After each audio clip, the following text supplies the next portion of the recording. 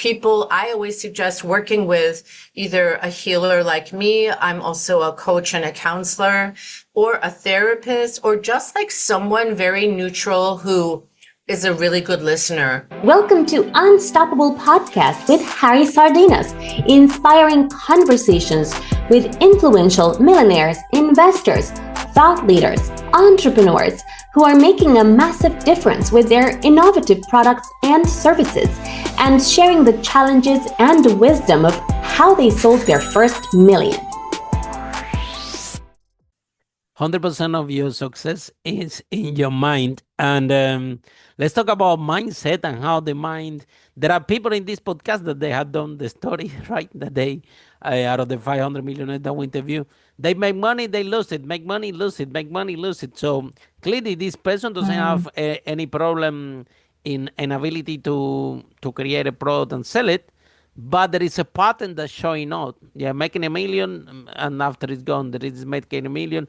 So, and when you dig down, right, there is something in the childhood, something that happened. Yeah, there is a story of a friend of mine I always share in the podcast that when she was a child, her grandfather was Jewish, right, and she wants like a diamond ring. And she said as a kid to the grandpa, can I have the diamond ring? And the grandpa told to the girl, look, in order to get this ring, you need to have some money. Do you have some?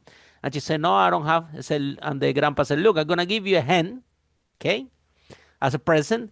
This hen is going to lay eggs. And if you manage to sell some eggs, I'll give you a diamond ring. Yeah. And as a kid, she was there with the hen. And she was so excited about this hen. And the hen was laying off eggs. And the girl, this is a personal friend of mine, true story, going out there Wow. and selling the eggs in the schools to the teachers, to the friends, and whatever. And she told me, Harry, it was a point that my pillow was full of money. And and guess what happened? One day, her mom find out that she was making so much money. She find out the money, and she make a big deal. She told off the grandparents. She told off she went to school, make a big scene to the teachers. You should be ashamed buying from a kid. And then she took all the money and put it in the bank. And with the special note that until she doesn't have 18, she cannot access this money. This money, and it was in Nicaragua. It was not in US. So by the time that they girl have 18 years old, the currency was so devaluated that it was just nothing there. And this woman today is an entrepreneur, and again, she had this pattern that make amazing businesses very wealthy, and Yes. always something happen that is all gone. And like she's Mm-hmm. creating it, like she has in her mindset based on the childhood Mm-hmm. that Mm-hmm. yes, I'm gonna do something amazing, but something unexpected is gonna take away from me. So before someone does it, I'll do it myself. Yeah. And it's Right. it's Self-sabotage, it's called. yes, exactly. Yeah. So Mm-hmm. that's and things like this in this podcast you Yeah. hear a lot. So then you need to realize that hey, you have to work on yourself. For me also as well, you see, all entrepreneurs, we have this imposter syndrome, and we have this I'm not good enough. And when it comes to Mm-hmm. pricing, I have a big my first business 18 years ago. Today I have pro for $100,000, $250,000, $500,000. But at the beginning of my business, I remember it was a challenge pricing the product, because who am I to charge X amount? You know what I mean? So Exactly. so tell us a little bit That's how that's not a good question to ask. That's not the right yeah question to ask. yeah Who am I to charge this to kind of charge. money? Right. Yeah, but this is kind of question that someone, because we don't know, some most of Right. us become entrepreneur by accident. We have that gene within ourselves, Mm. but we don't know. Yes. We don't know. We have this gene that we can do better, right? But at the end of the Yeah. day, we can do it ourselves. But then we dive and jump into in a space that we don't have any clue what we're doing. We don't know what we're doing. No, we don't have mentors. We don't have coaches. We don't have My parents, they are all Yeah. they are teachers. There's no entrepreneurs in my family. Only my grandparent, and he died when I was very young. Yeah, and I have a My very grandfather too have actually the was an little store. entrepreneur. He was Yeah. the only one, but my mother used to have businesses in our basement in our home, right? Mm-hmm. She used to sell like hair, wigs and Mm-hmm. falls, and then she used to create floral Oh arrangements, wow. flowers.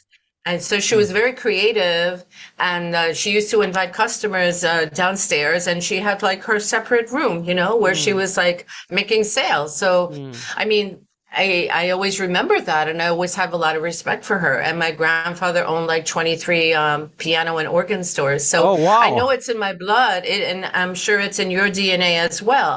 But the thing is, if we don't have the recent ancestors, like if they had a bad experience, like or something happened to them where they lost faith and confidence in their entrepreneurial role, then that's going to get passed on to us because it reshapes the DNA. Trauma reshapes the DNA, Mm-hmm. right? Mm-hmm. So it changes our DNA patterns.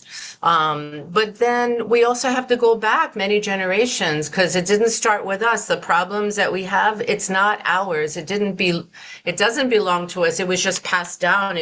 We inherited from our ancestors. And we can talk about 13 generations ago, Oh right? But the wow. good news is, That sounds yeah, the far good away. news is that we also have a lot of our ancestral inherited resources, their gifts, their strength, their resilience, and their special abilities to survive and to thrive. So I think that that's Mm. important to remember, right? And we So can't how can we work blame. on this? Because number one, people have to be aware, right? There is self-sabotage Awareness. awareness. Yeah. This happened actually to me. You were talking about before the broadcast how to deal with success. A lot of people talk how to deal with failure. Nobody talk about dealing with success. I have this Hmm. personally myself Yeah. because in my first business, it was the property one. It was so an amazing point that when I arrived to the office, my team members, my manager told me, Harry, go home. We don't need you here to grow this business. You don't Mm, come here. yeah. Travel the world, do whatever you want. I will come once a month to tell you, to inform you what I'm doing with the company because they were brilliant, they were amazing, and I developed a leadership in the company. They took ownership of the company, and yes, when I was traveling, the company was doing better than when I was around. They literally Mm. managed to have that ownership. However, led me on a corner, sitting at home. All this money is coming. I'm just locked for 3 months in the dark room watching movies. I love movies, yeah.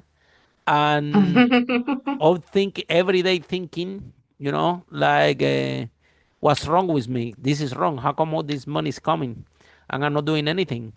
This is wrong. Oh, I'm not yeah. working. Yeah. This is can be. Something's gonna happen. This is Okay. impossible. Yep. Da da da da da. The And after 3 months, I Yep. opened the door of my house. I opened a restaurant and I lost a 4 million, 200,000, 4 million pounds, and 2 years of my life. That's intense. Yeah. Yeah, yeah. That sounds devastating, actually. I'm sure that you were devastated and And then what traumatized. happened that, and It's then I traumatized. lose my girlfriend that I have at the time. Oh, It okay. was a big disaster.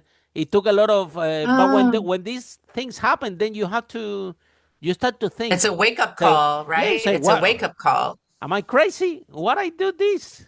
What's wrong with me? Right? So then you start to realize, number one, I didn't know what I want, but I was sure what I didn't want. Yeah, what type of business I want to be involved, X, Y, and Z. But also give me some clarity That's that there is some work Yeah. that I have to do Yeah. it myself. That this is not just go there and have a business and make money, because you can people here in this podcast that tell the stories that all they thought that made them happy. It was an entrepreneur here from New Zealand that we interviewed in this podcast, and he said, Harry, when I was 20 years old, very young age, I became a multimillionaire so fast, and then I bought this huge house in New Zealand that we can see all the forest and the cars, the whatever. Mhm. And he was looking at the house and said, look, uh, what's the whole point of this?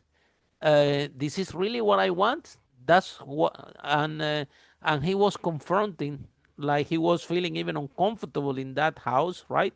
Because maybe it was the stereotype, well, when you're successful, buy a big house with the mountain and everything, but was not really what he wants. Long story short, he made a couple of bad decisions in the business, went to zero, ended up in the coach of a mom, and today he live in a yacht. Today he live in a yacht, huge, and he run his businesses from that yacht, and he travels around Europe. And when he gets bored of that yacht, then he parked the yacht, and then he rent a caravan, huge one, Oh, wow. and then he keep moving around and on the move and driving, and that's what makes him happy. And if he didn't have this space in that condition, that is what makes him fulfill. He won't be able to operate. He discovered himself that the only way that he can operate successfully is he need to be fulfill himself. And a huge mansion Mm-hmm. with the mountain in New Zealand, yeah, Mm-hmm. it's what everybody wants, but it doesn't have fulfillment. So then Mm-hmm. again, he self-sabotage and went to zero. And when he went to zero, he said, okay, I have nothing now. I'm going to start again. Number one, what I want, how I want to live my life, what I really want, what will make me happy. And then he built the business again. And Yes, that's so, what I was going to say. The focus should be, the attention should be on what we desire, what we want, not what we don't want. Because the more like energy goes where attention flows, right? So mhm. basically, the more you are hyper focused on the lack instead of like what you already have in your life or what you could have, then the more you're going to attract that, because your mindset is a vibrational match to the energy of scarcity, lack, and poverty consciousness. And so it's the law of attraction. I'm sure you've heard of, the secret in the law of Oh, attraction. yeah, So, absolutely. and surrounding yourselves by others who have a positive mindset, an abundance mindset, especially if you didn't grow up with that. I didn't grow up with healthy, positive messages around money. I grew up with the opposite. So every story, every word out of my mother's mouth was basically like, life is hard, money doesn't grow on trees, it's a dog-eat-dog world, like there's, so much competition out there, you shouldn't care about anyone else, just care about yourself. And Mhm. like really horrible messages about the meaning of life. So I think the meaning of life is going to be different for everyone, but I think mostly it's about envisioning and using our imagination and creatively visualizing the life that you deserve, the life that you are ready to receive. But many people have a block, right, about receiving because there's an unworthiness program. So that's why you have people, I always suggest working with either a healer like me. I'm also a coach and a counselor, or a therapist, or just like someone very neutral who is a really good listener, who really is a good person, who's going to just point out where you're missing something, where you keep Or attracting you what have you the don't want instead of what you want. yeah, the blind spot. Follow us for more interviews with world's most influential, audacious entrepreneurs that overcame challenges and adversity, providing you with the blueprint of how they sold their first million so you can grow your business exponentially.